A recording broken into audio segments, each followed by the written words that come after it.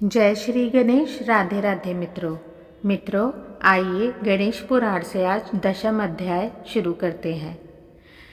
पति अध्याय का विषय है पति परित्यक्ता रानी सुनीता का आख्यान।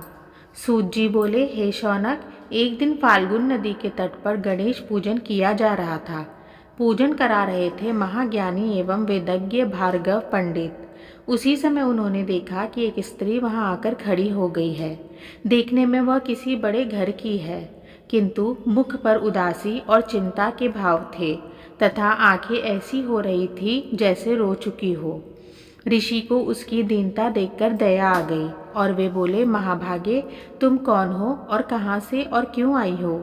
यदि कुछ अभिष्ट हो तो बताओ, भगवान विनायक उसे पूर्ण करने में समर्थ हैं।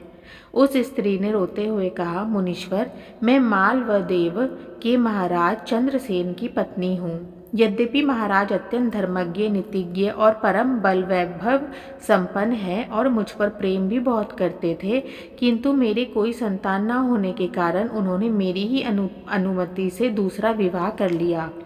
फिर तो वे उसी के प्रेम में आसक्त रहकर मेरा तिरस्कार करने लगे। मेरी सौत ने तो मुझे दासी से भी बुरा अवस्था में डाल दिया। फिर उसके एक सुंदर पुत्र हुआ जिसका नाम पद्मसेन रखा गया। उसके समस्त संस्कार विधिवत हुए और विद्याध्ययन के पश्चात मद्रदेश की राजकुमारी से उसका विवाह भी हो गया।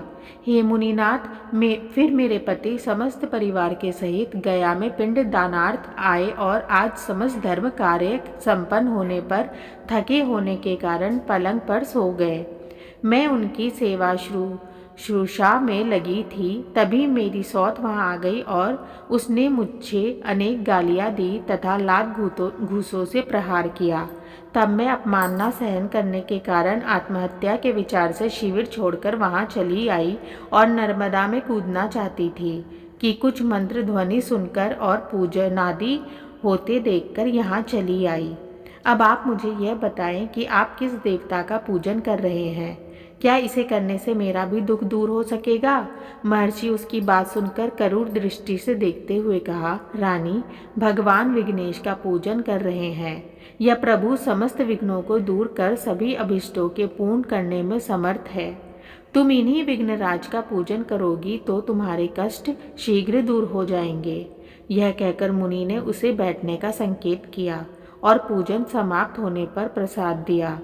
तब रानी गणेश पूजन का संकल्प करके उन्हीं का स्मरण करती हुई अपने स्थान को लौट गई।